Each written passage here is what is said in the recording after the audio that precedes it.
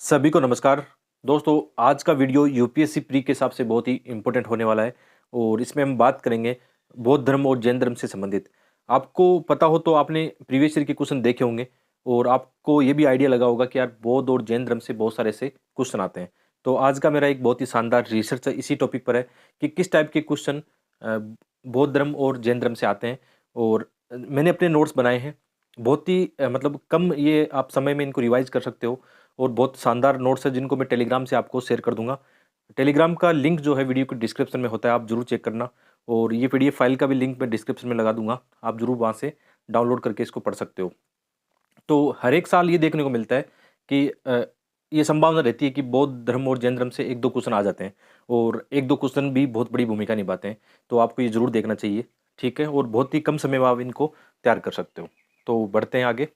आगे बढ़ने से पहले एक बात बोलना चाहूँगा कि आप इस चैनल पर नए हो तो चैनल को सब्सक्राइब जरूर करना, क्योंकि यूपीएससी से जुड़ी हुई बहुत ही शानदार जानकारी और अच्छे नोट्स आपको मैं शेयर करता रहता हूँ। अच्छा खासा अनुभव है और अपने दोस्तों के साथ इसको शेयर करो, लाइक करो, ठीक है। आगे बढ़ते हैं टॉपिक के अनुसार। तो हम देखते हैं कि किस टाइप के, सबसे पहले मैं आपको क्वेश्चन बताता हूँ कि किस टाइप के क्वेश्चन आते हैं।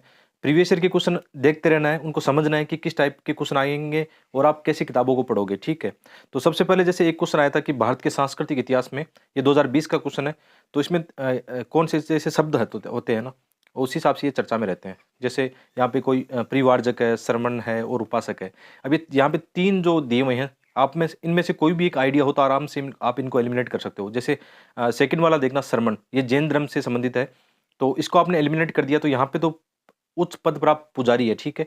तो आप इसको एलिमिनेट कर दोगे, दो को, जहाँ जहाँ दो को एलिमिनेट करोगे आपका आंसर निकल के आ जाएगा, ठीक है। एक और तीन, तो ये आपको पता होना चाहिए। तो अभी मैं आपको बताऊंगा कि ये कहाँ अपने नोट्सों में, वो भी दिखा दूंगा मैं, ठीक है, जैन धर्म के हिसाब से। आगे और क्वेश्चन देख लेते हैं एक बार, ठीक है। और किस टाइप के क्वेश्चन है, जैसे यहाँ पर आप देखना, स्थाविरवादी महायान बौद्ध धर्म से संबंध है। इसके अलावा लोकोत्तरवादी संप्रदाय बौद्ध धर्म से संबंधित है, बौद्ध धर्म के महासंघिक संप्रदाय से हैं। और महासंघिक द्वारा बुद्ध के आगे मतलब देवत्वारोपण ने महायान बौद्ध धर्म को प्रोत्साहित किया है। तो इस टाइप के क्वेश्चन ज़्यादा आते हैं कि कौन सी उनके शाखा है, कौन से उनके संप्रदाय है, ये क्वेश्चन बहुत ज़्यादा आते हैं। जैसे यहाँ पर एक शब्द है प्रामिता, ठीक है। और इसके अलावा जो क्वेश्चन आए हैं, जैसे यहाँ पे आप देखोगे कि इनमें से कौन सी तीन विशेषताओं में से कौन सी महायान बौद्ध मत की विशेषताएं हैं।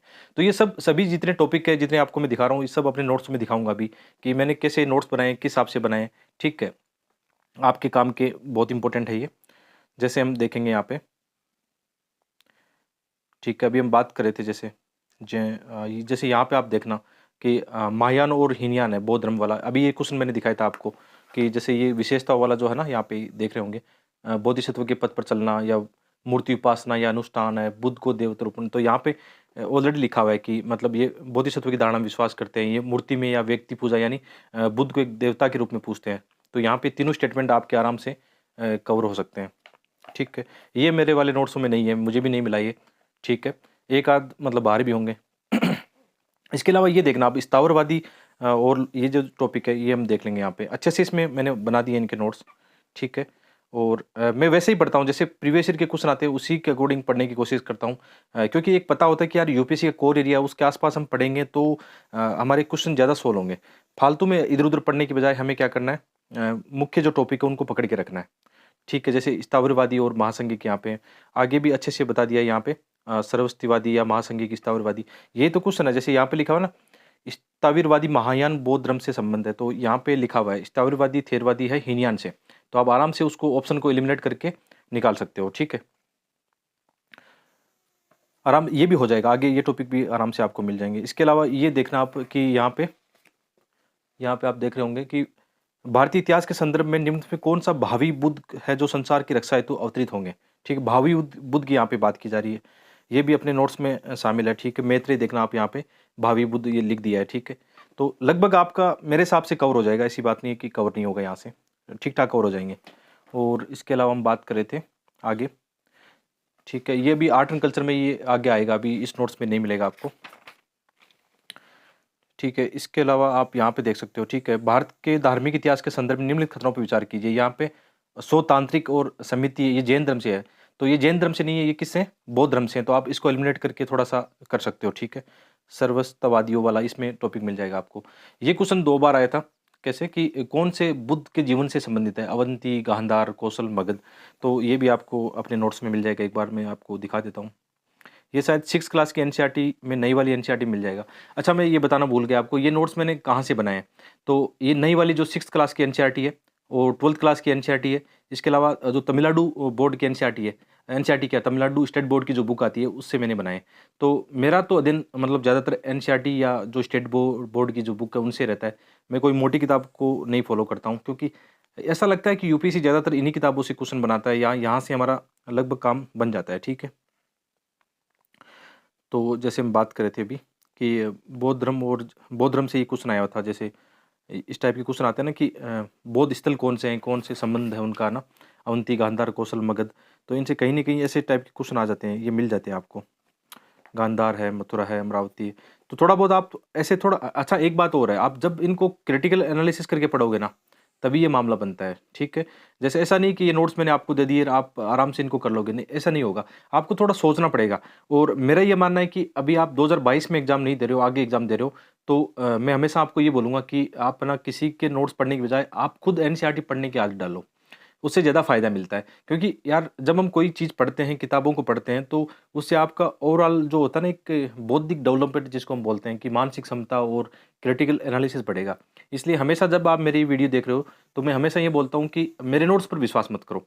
ठीक है, ये तो इसलिए है कि चलो अभी इस बार 2022 में कोई एग्जाम दे रहा है, जिनके पास नोट्स नहीं है तो जल्दी से उनको रिवाइज कर पाए। ठीक है, उनके लिए तो बढ़िया है। लेकिन आगे आने वाले जो है आपके लिए 2023 और 24 के एस्पिरेंट हैं, उनके लिए गाइडलाइन है कि आप ऐसे नोट्स बना सकते हो, आपकी दिशा कैसी होनी चाहिए, तब आपको ज़्यादा फ़ायदा मिलता है इसका, है ना। बहुत इंपॉर्टेंट ये चीज़ है। और बौद्ध धर्म और जैन धर्म से तो हम बहुत सारी चीज़ें सीखते भी हैं, है ना। क्योंकि आपने देखा होगा कि हमारे पूरे सिद्धांत में, या हम देखते हैं नैतिक सिद्धांतों में, बौद्ध धर्म और जैन धर्म से बहुत सारी चीज़ें काम आती है। इसके अलावा दोस्तों, यदि आपको बुद्ध के जीवन से संबंधित और अधिक जानकारी चाहिए, तो आप कोको एफएम पर जाकर being to becoming Buddha audio book सुन सकते हो। यहाँ आपको बुद्धा के जीवन से संबंधित एक बुक समरी भी सुनने को मिल जाएगी, बुद्धाज ब्रेन। कुको एफएम के बारे में आपने जरूर सुना होगा।